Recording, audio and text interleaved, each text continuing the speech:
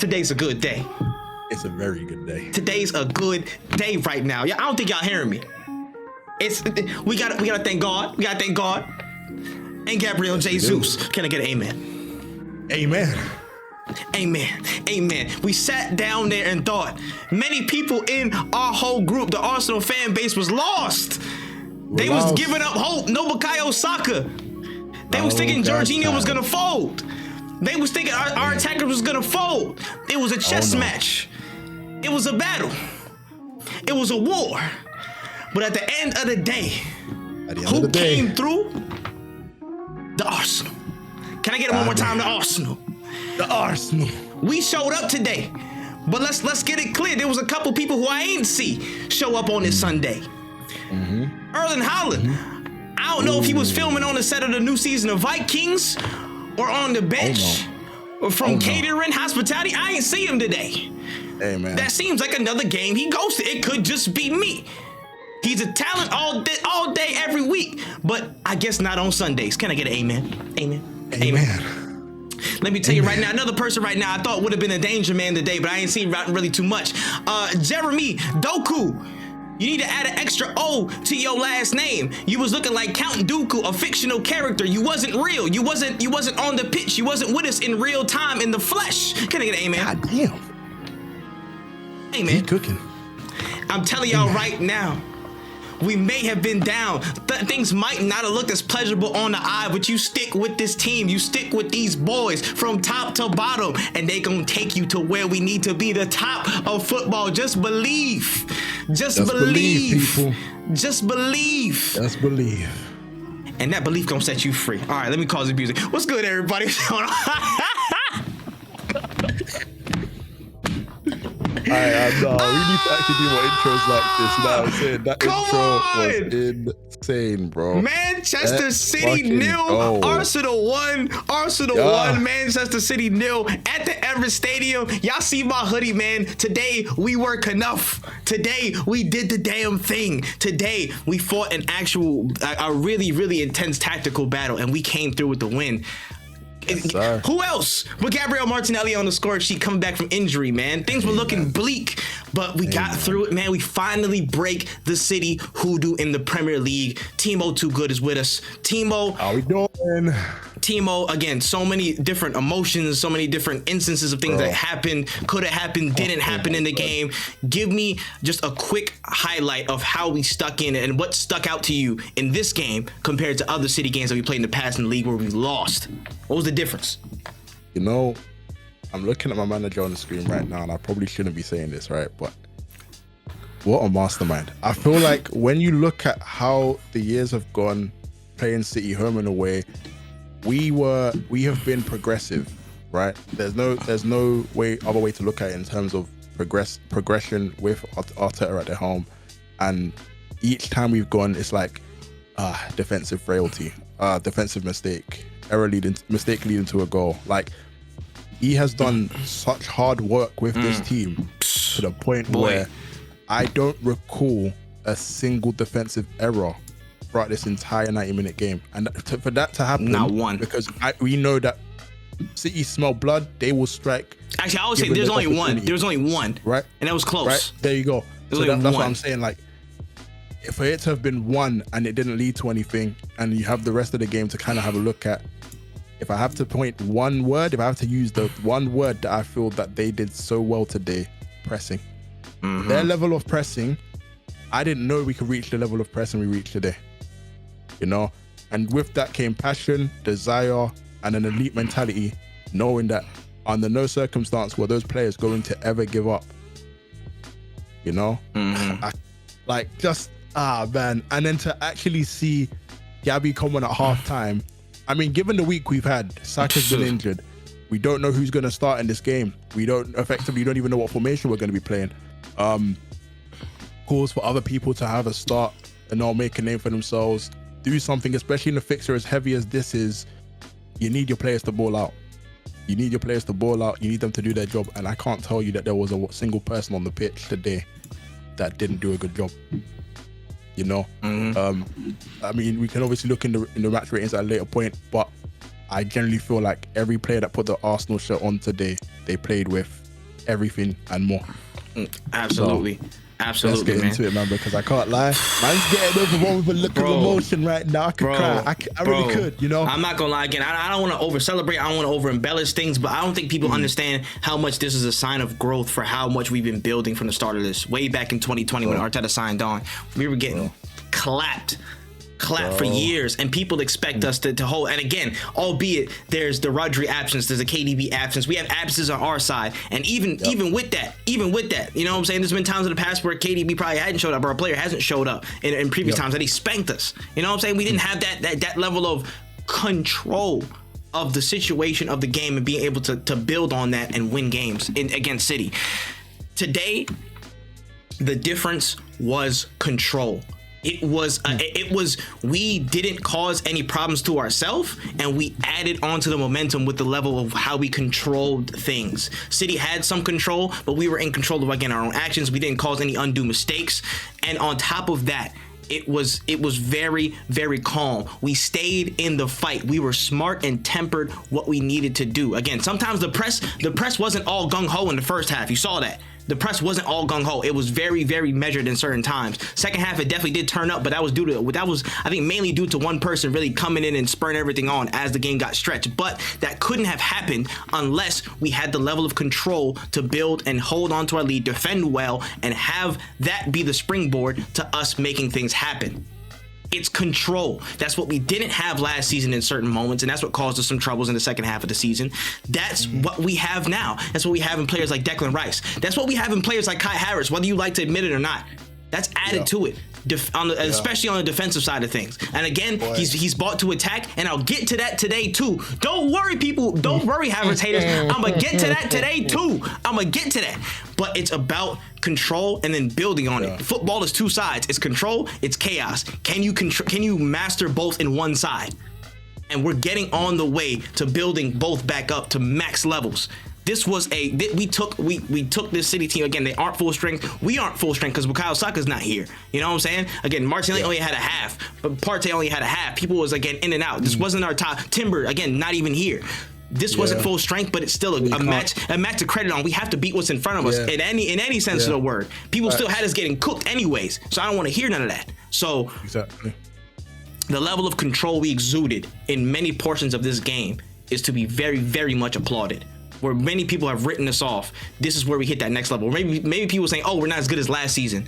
This is where we could become better than last season. We haven't lost a game at this stage. You know what I mean? Still haven't lost a game. We beat City in our first 8 games. And again, there's still players missing. There's still gelling that needs to happen. Guys, we're on to something. You got to believe, but it starts with us controlling ourselves, having the ability to speed up the tempo, slow up the tempo at our will, especially the slowing down part, to make sure we're secure, and from there find ways to attack and exploit the opponent. That's it. That's all I gotta say. Believe, man. Believe. That's what it is. But we can talk more about the game and the players. Let's go through the lineups and stuff. I'm gonna start with David Raya. I don't want to be all negative, man. I don't want to be all negative today. Honestly, it's a clean sheet. It's a solid performance. He stopped certain things when he needed to, but out of everybody on that pitch, I think he was the least comfortable. I think he was the least comfortable person in the Arsenal team at this rate. I'm going to give him a 7.5. I'm giving him a 7.5. And I think, again, the mistake that would happen there, a couple of things went wayward with the distribution. I will say this. The gap between Ramsdale and Raya is closer than you think. It's just the assurance that Raya has, and he didn't have it today all the way. Again, he grew into the game. He got way more comfortable in that second half. It was claiming things. There was, again, a couple like crosses in that Haaland was right there. He didn't back down, and that was the Raya I wanted to see the whole game. But he grew into that. But I'm telling y'all, this notion that Ramsdale is miles away and Raya is clearly the better keeper, that's unfounded. That's unfounded, in my opinion. I completely agree. So I agree. I'm telling y'all, just back both of these players. But all in all, again, outside of the nervousness and the fear he kind of shook off in that first half, he had a good game. He had a good game overall, outside of that one mistake. So I give him 7.5. Talk to me, Ben White, Benny Blanco, man. Oh boy, Benny Blanco. Sending Dooku for donuts, man. He sending Dooku for donuts. What I'm gonna say is very compact performance. Always available moving forward. Always giving himself making himself an obvious option.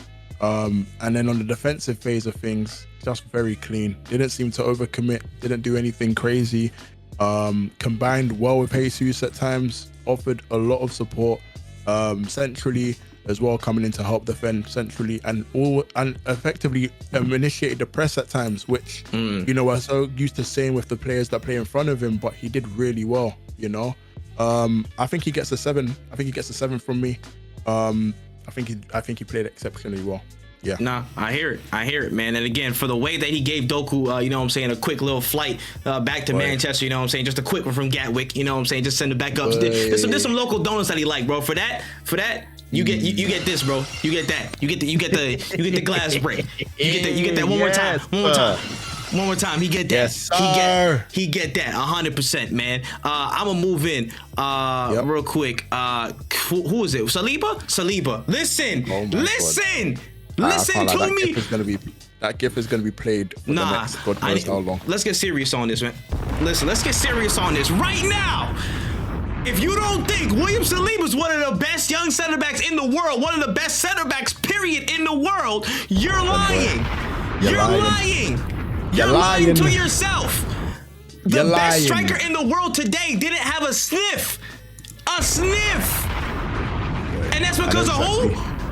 2 people. He's next to him, but one of them is William Saliba. Yeah. Imperial today. Imperial. Whatever physical battle you wanted, he got it for you. He got it. He's him. And I don't want you to ever forget it. Saliba, 8.5. 8.5. 8.5. I would give the man next to him a little bit more, but it's all right. I'm gonna let Timo handle that. GABRIEL Magalhaes, man, give it to me. You said how I need to take this off because I know I'm gonna get my feels. You said how he is arguably one of the better centre backs, one of the best young centre backs in the world. He has a partner in crime. You know, Gabriel Magalhaes didn't put a foot wrong today. Not one. In terms of distribution out the back, gave City a lot of problems. In terms of calmness and being able to evade press, very well played. Tackling, winning challenges, just it's almost as if we had away day Gabriel played at home today. Facts. And Facts. for me, it was Facts. like you already have an elitist and a Saliba right next to you. So it's almost like I'm looking at the Dudley twins or I'm looking at the Hardy brothers. You know, I'm looking at it from a perspective where they're just in unison, they're just connected. And you can't really say that about too many centre-back pairings, not just in the Premier League right now, but in the world, you know? Let him know. I have to give my boy an 8 minimum. I feel like equal him. Get an 8.5. Equal him. For me, he was literally like 1 or 2. He's one spot off. He's one spot off my man of the match. Off my man of the match. I'm sorry. He's one spot off. The challenges, the clearances, the interceptions, like even to the point where if a player in front of him had missed the ball, he was already there recovering, recycling the ball. You know, bro, Gabriel had a really good game today. Really, really good game today. Those players will look at themselves and be like, this is the level we know we can play at. And we just beat the best team in England, let alone the European champions. The fucking standard. Listen. Yes, sir. Listen. Yes, sir. Listen. Tell him, Mikel. The psychological point, you know what I'm saying? That curse. Yeah. That curse is lifted now. We see when we're on it and we don't make mistakes, we can beat City. Again, the control was a difference. We had the chaos. We had the chaos to be able to attack them and make things happen and hope luck breaks our way in certain situations. Again, goal deflection, whatever you want to call it. But we have the stability from the back, the stability in midfield, those defensive actions, that defensive just structure. We have it. And it's mainly down to those 2 people sitting at center back, William Saliba and Gabriel Magalhaes, bro. One of the best center back pairings in the world today. Fantastic. That's a fact, bro. They gonna get that. They gonna get that. They gonna get that. Hold that bomb right there. Take that to the bank. Take that to the bank. All right, real quick. Let me get on Zinchenko today, man. Hey, I ain't gonna lie. This week, in the public, in the human eye, this guy's had a mare. I ain't gonna lie to you, son. I'm not gonna speak on that because I don't want to be too personal. But you know, if you see Twitter, you can see my thoughts generally. We're gonna put that to the side for a second. You know what I'm saying? Fix up Zinchenko outside of the pitch. Inside the pitch, you got to give fair credit where credit is due. I think he got an 8 today. I think, again, when I saw Jeremy Doku come on, I'll be honest. At first, I was low key shitting myself. I was low key shitting myself because I'm like, yo, he's gonna start on the right. He gonna swap wings and he might make some trouble. Ben White handled him clearly, but I did not expect Zinchenko to handle him as cleanly as he did. Honestly, I think even to add further to your point, I think it's one of those things where he didn't have a Martinelli in that first half. And you could clearly see the change in which when he did have Martinelli, he was able to kind of deliver more dangerous crosses and travel further up the pitch. And, you know, especially we know he can travel more in the central areas like we've gotten used to seeing him do so. But in a sense where he had the freedom to even go inside or go on the outside, deliver the dangerous crosses and still recover defensively. He's working. And he's progressively getting better at, you know, some of the stuff that we were harsh on him for last season. He's growing, you know, and it's crazy. It's crazy to see how much progress all of these players are making, but more so in the sense of, you know, you've done it in a very, very big game. Very, very big game. Crucial game. Yeah, 100%. Clear, man. Yeah, our captain today, Martin Odegaard, Timo. Oh man, I constantly get Martin on this channel. I'm not gonna get on the clip here because, you know, I'll switch it up next time. Nah, that's all good. Listen, if there was a person I'm actually happy to give a rating to today, it is Martin Odegaard, and I'll say that we've seen a different side to Odegaard today because I felt that, you know, midweek, I felt like he was non-existent. You know, in the last couple of league games here and there, he's been hot and then he's been cold.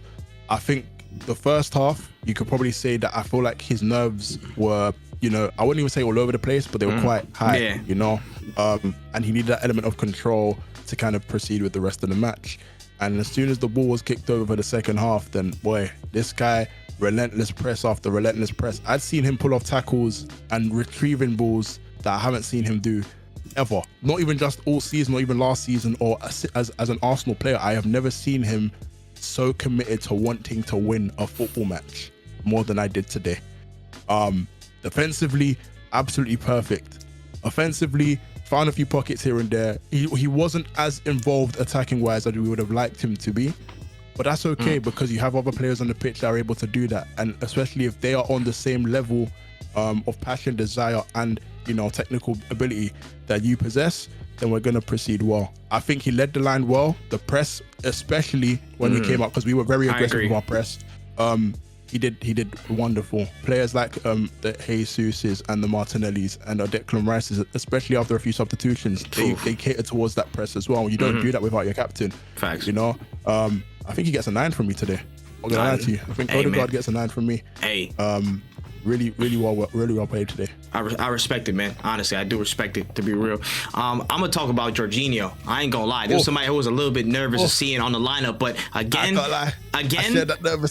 we gotta trust the team because he was very. I think he was very good today. He was very good today. Again, especially when we thought the press was gonna get to him, and again, like he might have been the trigger for a lot of those things, which he was. He kept very composed overall. Again, the early yellow card was a bit rash, but again, that's ref inconsistency a lot more as much as you know, him being rash. But I think he controlled the tempo very well. Again, in defensive structure, he was positioned very well a lot of different times. He did what he needed to do, help the defensive structure be maintained throughout, again, sustained City pressure. That was his job. He did it to a T. That distributing the ball, being calm, recycling, again, making things happen. Again, like just in terms of the security and keeping the flow going. He's one of the best at that. And honestly, I give him an 8 today. I think he was a very solid player for his time on the pitch. Again, your mistake is forgiven from the other day, bro. It's all right. It's all right. You know what I'm saying? I'll chill on you. You know what I'm saying? You got it, bro. You got it. But hey, talk about Declan Rice, brother. Talk about Declan Rice real quick. I got the emos ready, bro. I'm ready. I'm ready. Declan, yeah. You see Declan, right? These are the games that he was bought for.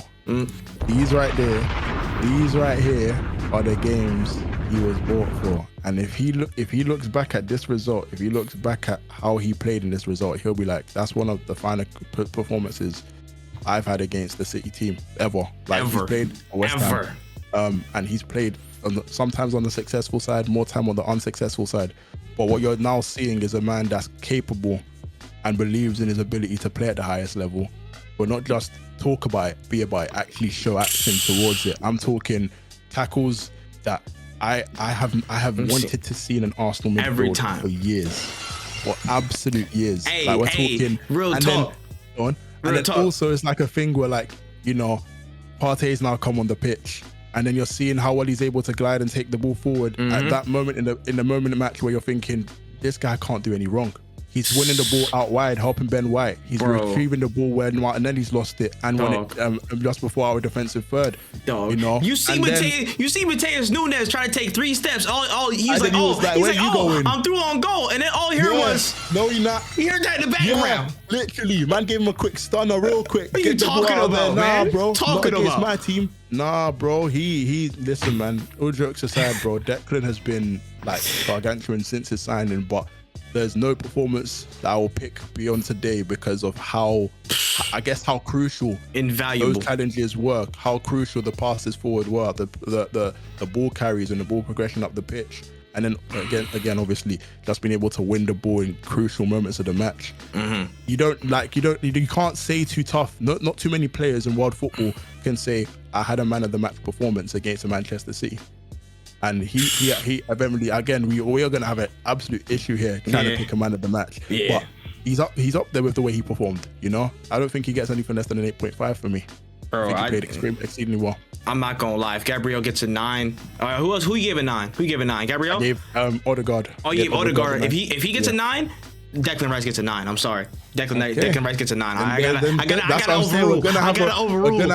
overrule. I'm sorry. That's fine. Just as much as Jorginho wasn't in the defensive structure. Declan Rice was just the constant of everything. Yeah, he was just so constant. Again, when we need to press, he was right there up with Martinelli, Odegaard and stuff. He was probably our third most consistent presser across the game. You know what I'm saying? First and second half. Again, and when it time to come switch position a little bit, he played more of an 8-ish role. He was driving forward with the ball, recovery runs, tackles, all that stuff, the vision, calming down the team. He is the constant. And the sooner people see it, the more people realize he is worth his weight in gold. In what? One more time. What color? What value? Gold. Yeah, that's what I'm talking about. Like silver. You know what I'm saying? Not silver, but like the Premier League Invincible Trophy is yours gold. Yeah, that material. Yes, sir. Yes, sir. That's all I'm saying, man. But yeah, I hear you with that. I'm going to Gabriel Jesus real quick. I'll go to Gabriel Jesus real quick. I think damn, this is tough. I think he gets an 8 today. I'm sorry. I think it's tough because it's played on the side in which we're not used to seeing him play. Yeah, and I feel like he naturally had to play deep. Yeah, and I think the fact that he even played so deep came at a advantage to us more than we'll probably ever be able to, comprehend. Because I think if you even look at the way that City were pressing, they were largely on our left-hand side. And they filed down very, very quickly. Especially with the distribution that Raya was able to perform, he didn't seem uncomfortable at all. Nope. Jesus felt very comfortable plucking the ball out of the air, being able to bring others into play. In moments where we felt like the game was getting dull and there wasn't really much of an attacking emphasis, he made himself available and looked to try and engineer those forward progressions that we're so used to seeing from the team. So I feel like you can't. I understand why you'd give him an 8, and I don't think there's too many arguments as to why he shouldn't be of that value. I think missing Saka and all the other stuff involved. He still had a very concrete performance. He had players committed. He also had players committing to him in the box. That's all you can ask for in that regard. 100. I agree. So yeah, that definitely a square 8. Yeah, real quick, we'll gloss over these two real quick. We'll give some words on these two real quick. But give me Leandro Trossard. Give me Trossard. Common presence on the ball. Again, one of them ones where I think for tactical reasons you have to bring on Martinelli. You know, had to. If you know that you've got a player of Martinelli at your disposal, and this is nothing against Trossard, but I said this to you during the game, like we are lacking that element of pace and the ability to actually have somebody that's going to drive someone down the line. You saw exactly what happened as soon as Martinelli got on the ball in between. The first 10 seconds. Yeah. The first 10 seconds that he was on the ball. You know what I mean? You just saw the energy and the commitment that you know, Martinelli brought to the game and to the cause in general. And I just felt that Trossard gives you more of a controlled and direct approach. And I felt like maybe later on in the game, if we had started with Martinelli and we needed to control the game to kind of keep things, if we were gonna like score goals in the first half, for instance, if that was the ideal game plan, we wanted to win it early on, then that's when you bring on the Trossard. So I wouldn't even say that it's a bad performance from him. I'll still give him a 6 because there wasn't really much more that we will be able to see from him beyond the first half. But yeah, that's my rating for Trossard. Fair. And then Eddie, if Trossard's gonna get a 6, I'll probably give Nketiah the same. I could have been harsher, but it just felt like he was out of it a little bit. Again, he couldn't. I feel like it wasn't gelling as well. I feel like this game, where again the margins are so fine, the game is really compact. Maybe if you're gonna be more consistent, you can't be in between making a run and trying to receive the ball somewhere. You know what I mean? Like you have to pick. Yeah, you got to pick a struggle in that sense. And I think he was trying to get. You're trying to get in the minds of both too often. I feel like that cross wires with a lot of different players, like a lot more often. Like again, the ball where Odegaard was onside, but he literally like kind of went into his lane.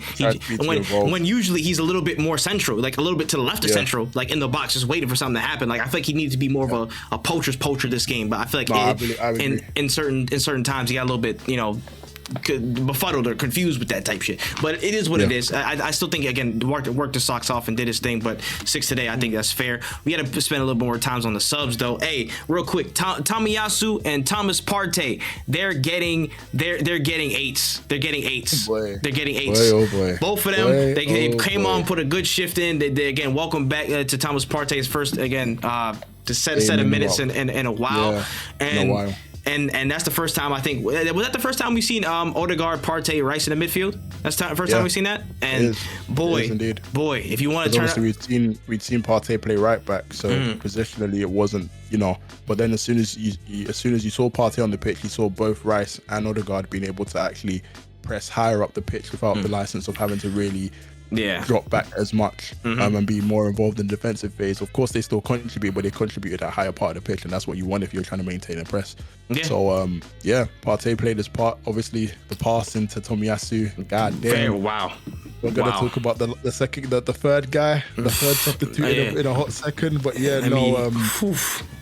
listen, man. I think if you're gonna look at how that play was even constructed, Partey's pass into Tomiyasu, who doesn't have any. I don't know what Arteta's instructions were to Tomiyasu when he came on, but if they were not those instructions and he went just off, you know, I'm going off the vibes and the energy in the stadium right now, I'm gonna do something and it's gonna contribute towards something else. He did his job. Giving the ball to Kai, who you know, listen, man.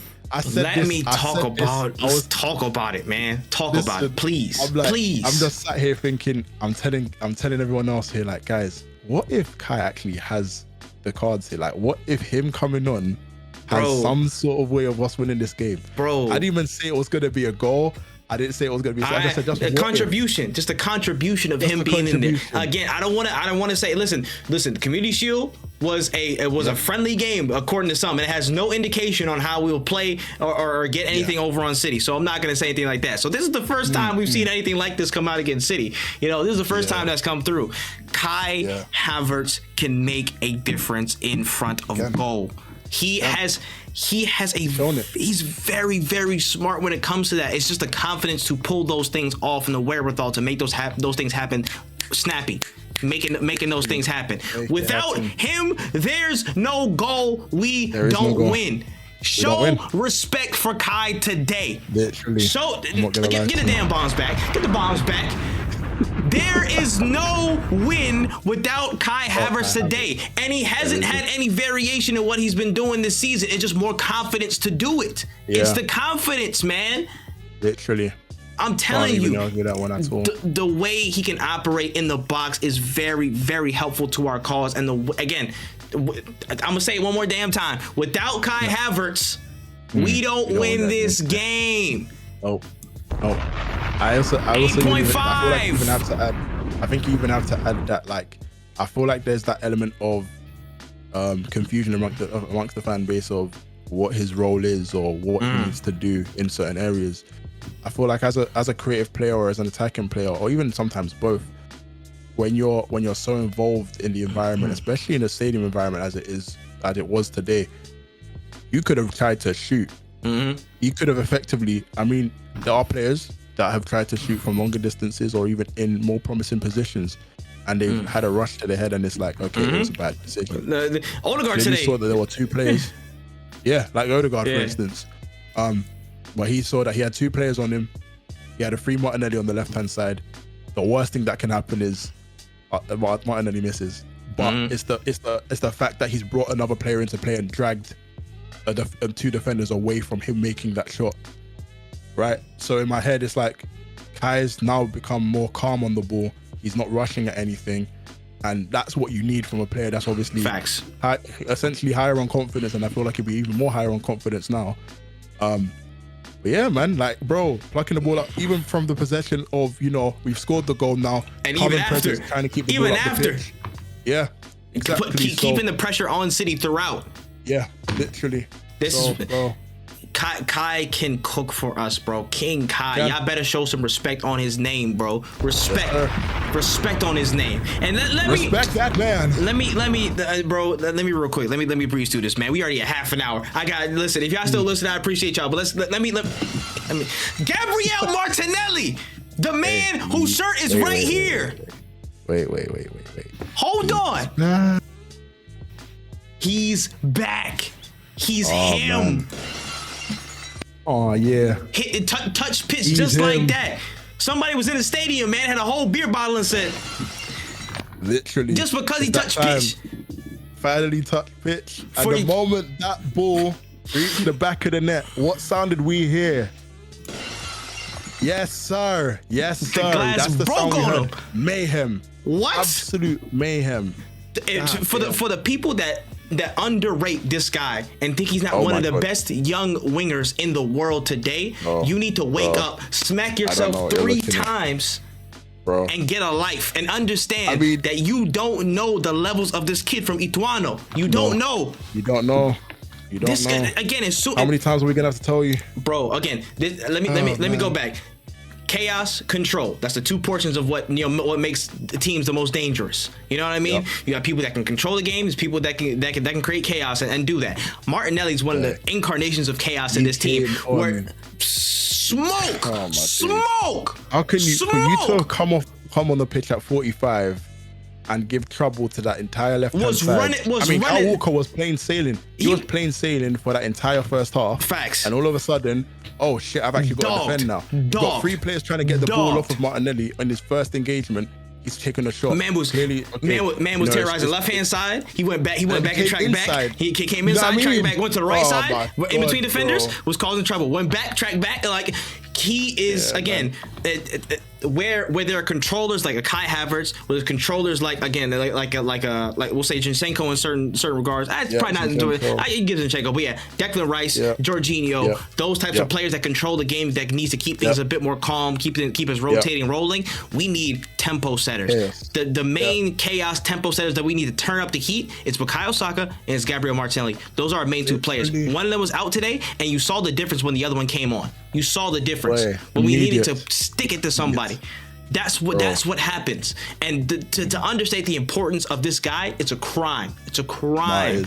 Absolute crime. The difference maker today, bro. Bar none, he came on and he showed why he is one of the best in the league right now. One of the best young players in the league right now. One of the best in this Arsenal squad. Why he is irreplaceable as a damn player. I'm telling you, this guy is just absolute gem. I'm sorry. He's my man in the match. And I have to agree. 10 out of 10. I'm sorry, from top to bottom. Let me even tell you now, you bring on a player at 45 minutes, they have got a game. They have to come on with a game plan. Now, at no moment, as a winger, right, because of the way the game was going, I expect him to want to just do damage in the final third of the pitch. And mind you, he started off exceptionally, right? But we lose the ball high up the pitch. This guy is doing roadrunner to retrieve the ball. I don't even care the point where. I don't even care if it's the fact that he's gone and got carded as a yellow, obviously, but more importantly, it's the fact that he knew what needed to be done in order for us to get into that game today. And he took it on his shoulder and said, you know what, guys, we're going to win. I don't know how, but we're going to win. It's that energy and that vibrance that he brings to the team, that explosiveness that he brings to the team, that just it always gives you a chance, and it gives you a chance most weeks. Every just time. Happened to be that on his return, he said, "Yup, I'm about to pop He's bottle." him. He's him. He's him. Himonelli. Bro. Himonelli. Martinelli. Stop playing with him, man. 10 out of 10. He's my man of the match, bro. He's the difference. When games like this are technical, tactical stalemates, you need players to create moments. Gabriel Martinelli is a player that creates moments and can create moments. You saw it today. W.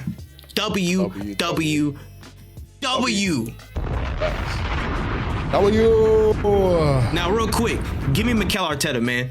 Give me Mikel Arteta. Oh my God. Okay. All right. So, I mean, midweek I was very harsh.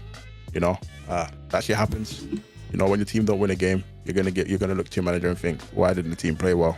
Why wasn't the organization there? Why do we play Saka? A lot of questions. Now, going to also obviously be a lot of questions going into this game in terms of how you're going to set up tactically. This man has watched and seen his team succeed and fail